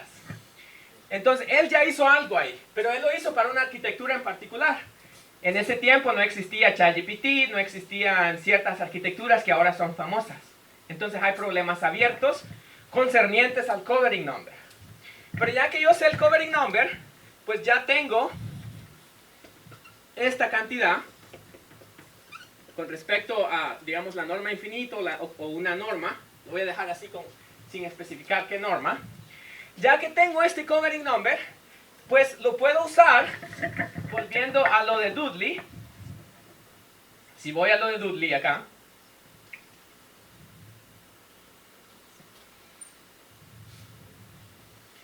puedo usar Dudley con este covering number para dar una cota superior en el supremo, donde mi espacio T ahora van a ser redes neuronales y estas cosas van a ser productos internos.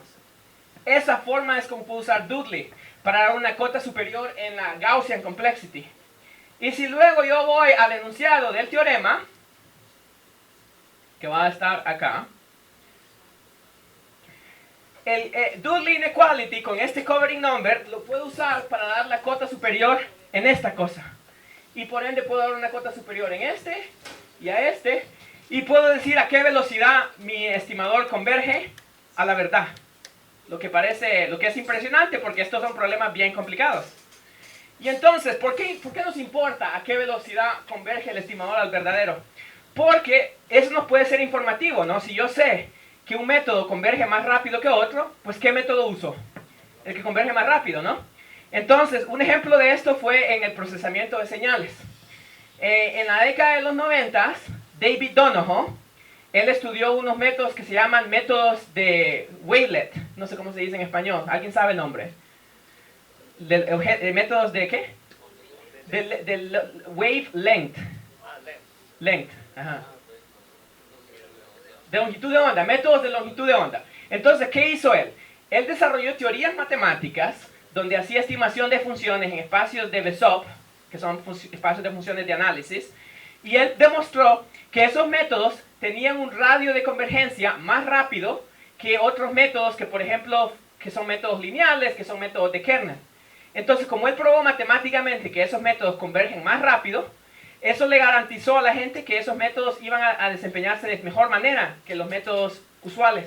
Y él se volvió muy famoso porque la gente empezó a usar esos métodos más y más, y encontraron que empíricamente sí esos métodos funcionan mejor que los métodos lineales, los métodos de kernel, etc. Porque teóricamente se pudo demostrar que así iba a ser. Pero luego llegaron las redes neuronales, y ahora las redes neuronales son las que están de moda. Y estamos tratando de entender por qué las redes neuronales funcionan, o cuándo no. Hay un montón de preguntas abiertas. Por ejemplo, el paper de DeepSeek lo pusieron en internet en diciembre del 2024. Si ustedes buscan, ya hay gente tratando de entender cómo funciona eso. Pero de momento las teorías que tienen son bastante limitadas y no se entiende por qué DeepSeek teóricamente funciona así. En fin, esto es cómo se usa este teorema combinado con todas estas herramientas que hemos visto. ¿Hay alguna pregunta? Bueno, nada más le voy a dar una idea de la prueba. Entonces, primero tomo teta en teta estrella, que de nuevo esto consiste en centrar el espacio en teta estrella, y me tomo teta que tenga norma menor o igual que 1, que u, perdón. Entonces, por definición, teta está en este conjunto, porque este conjunto es la intersección con la bola de radio u del conjunto teta estrella. Entonces, por definición de la función fu, que voy a definir aquí, esta función fu es el supremo sobre el conjunto teta estrella u de los productos internos. Entonces defino esa función aquí.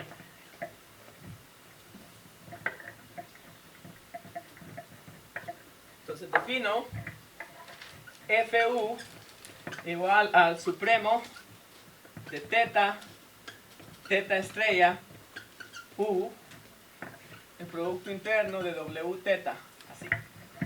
La copio porque la voy a usar.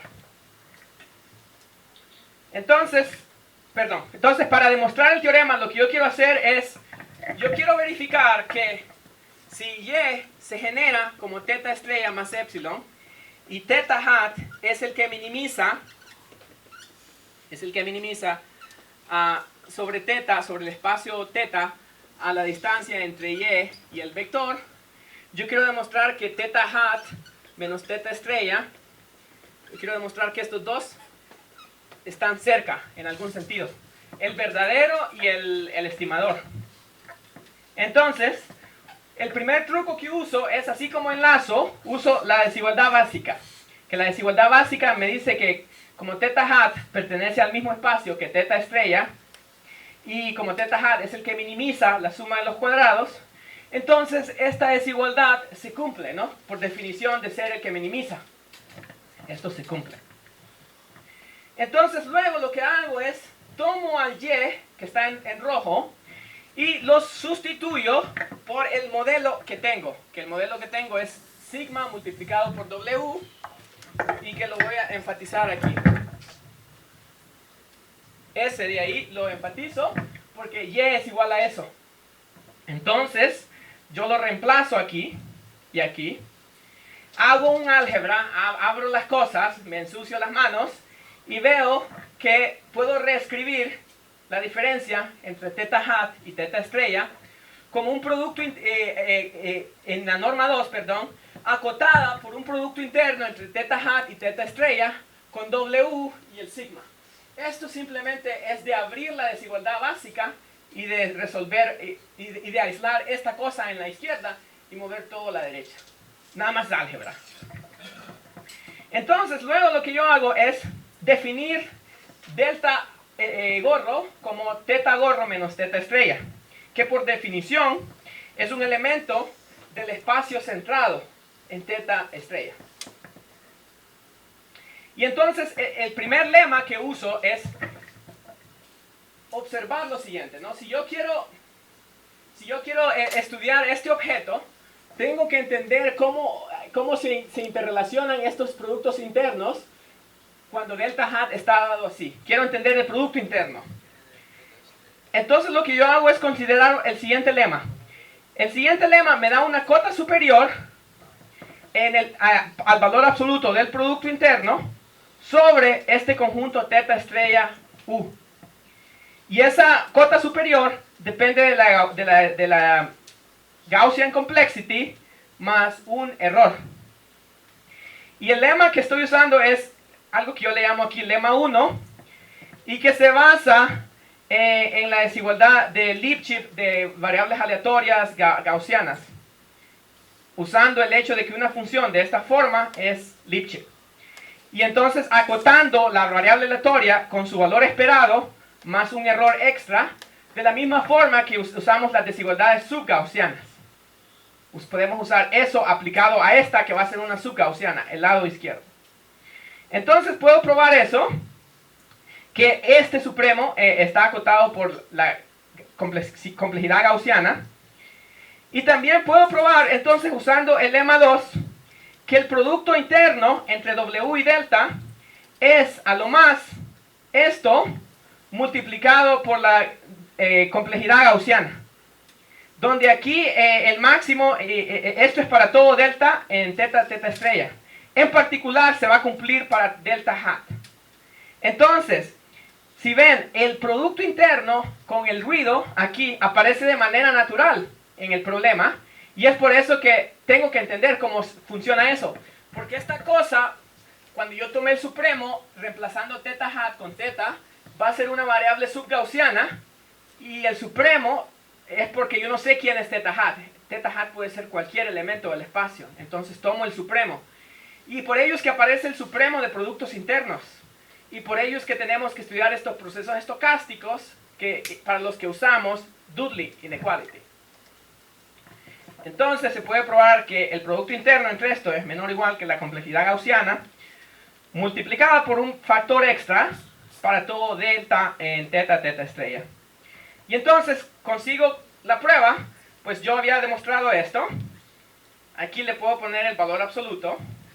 Y aquí puedo usar lo que ya dije, que el valor absoluto es menor o igual que esto, con probabilidad al menos esto, para cualquier t y u que yo escoja. Bueno, entonces ahora nada más hago dos casos. Hago el caso, ¿qué pasa cuando delta hat es menor o igual que u?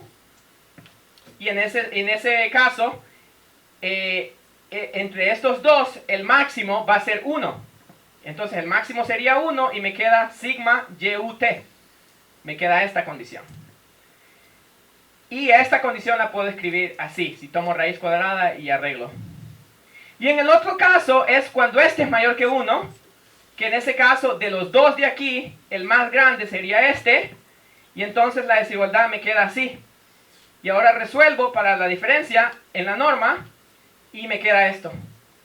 Y si combino los dos casos, ya acabé. Entonces el truco realmente es cómo acoto esta cosa, el producto interno entre W y delta hat. Y para acotar ese producto entre W y delta hat, pues tengo estos dos lemas. Uno que se basa en observar que esta función es Lipschitz, que es una cuenta simple. Luego usar la concentración de desigualdad de Lipschitz funciones cuando tenemos datos gaussianos. Y finalmente utilizar este lema técnico que f de u dada así implica esta condición. Este es un lema técnico que se puede demostrar usando definiciones. Entonces este teorema es el que me da la conexión entre regresión no paramétrica y covering number. Y si bien es cierto, la conexión no es así tan inmediata, ¿no? Porque lo que yo hice fue más o menos de este estilo, ¿no? Yo tengo el modelo de regresión no paramétrica. Déjenme usar otro marcador. Trajeron unos nuevos. Nada más como que voy a resumir un poco la última parte. Entonces yo tengo que YI es igual a F estrella XI más sigma WI. Quiero estimar F estrella. Entonces lo que hacemos es dar una clase de funciones. Luego lo que hacemos es, queremos estudiar F hat, que es el que minimiza la suma de los cuadrados de los errores. Ese es el que queremos estudiar. Entonces lo que hicimos fue hacer un encaje de F a un conjunto teta que está contenido en Rn, y ese encaje depende de un mapa, que es el mapa phi que definí. Y entonces, en lugar de estudiar este, lo que yo hice es decir que podemos estudiar este estimador. El que está dado por la proyección en norma 2 del encaje. Entonces, ahora el negocio se convierte en estudiar este, en lugar de estudiar el que yo había empezado originalmente. Pero para estudiar este, pues todo se reduce a entender la complejidad gaussiana de este conjunto. Ok, pero ¿qué es esa complejidad gaussiana? La puedo escribir explícitamente. Todo se reduce a estudiar el valor esperado del supremo de teta en el conjunto teta, tal que teta menos teta estrella en norma 2 es menor o igual que u, el producto interno de w teta menos teta estrella. Eso es lo que tengo que estudiar, pero este es un problema complicado, ¿no? Porque es un supremo sobre un conjunto que puede ser muy complicado, luego está la aleatoriedad y luego está el valor esperado. Es una cuenta fea, que realmente no la podemos hacer de forma sencilla. Entonces lo que hice fue establecer la conexión de esto con una cota superior que depende del covering number, del conjunto teta y de la norma euclidiana.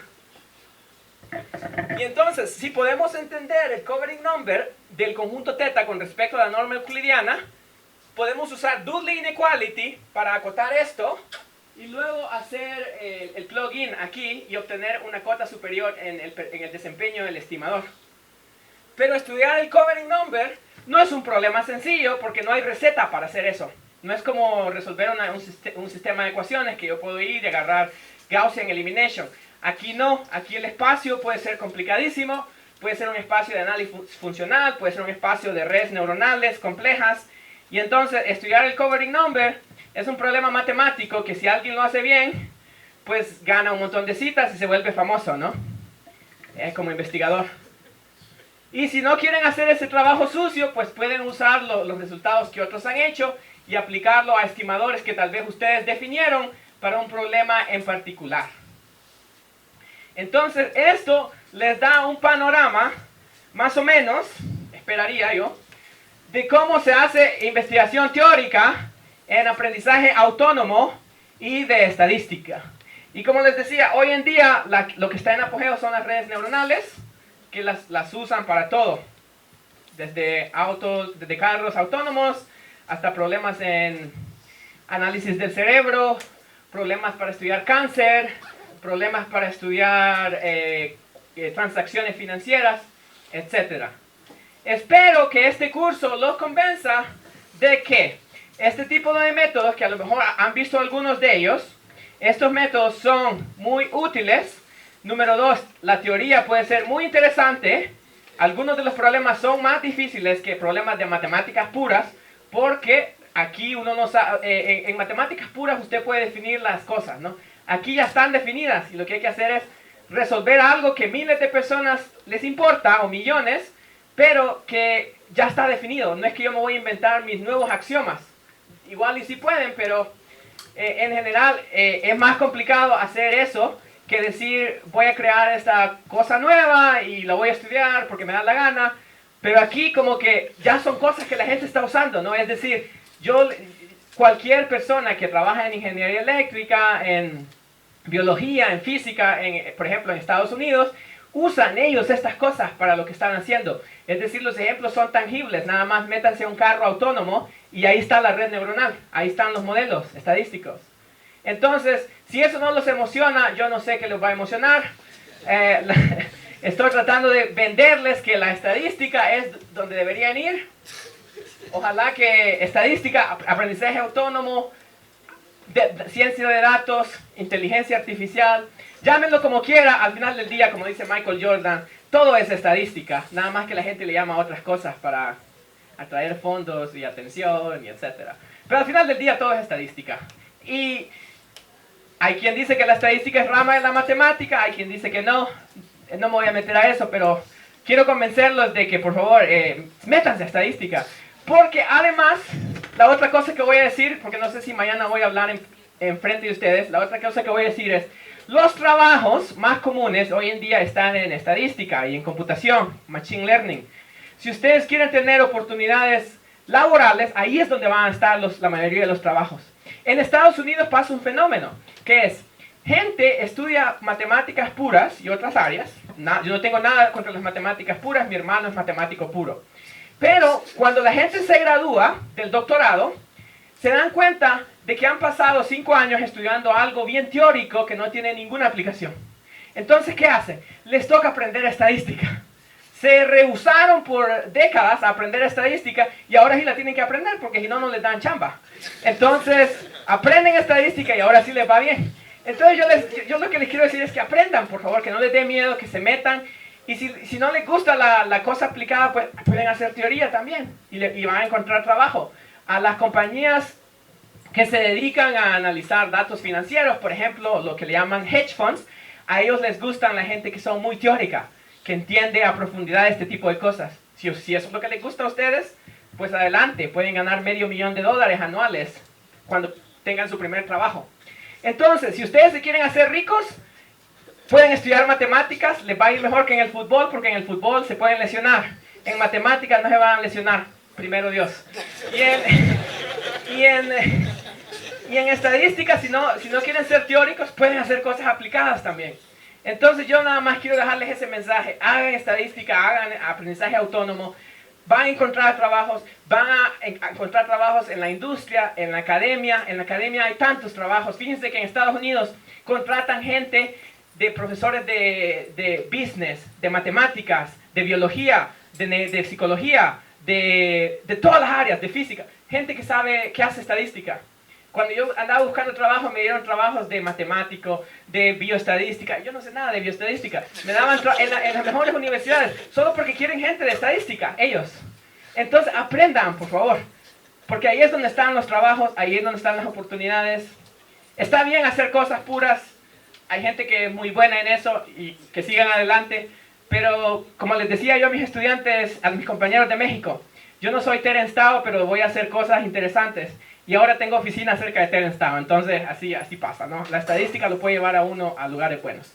Entonces nada más concluyo, y si tienen preguntas les respondo. La tarea la pueden traer mañana. Si tienen preguntas les respondo también en el laboratorio de hoy. Nos vemos.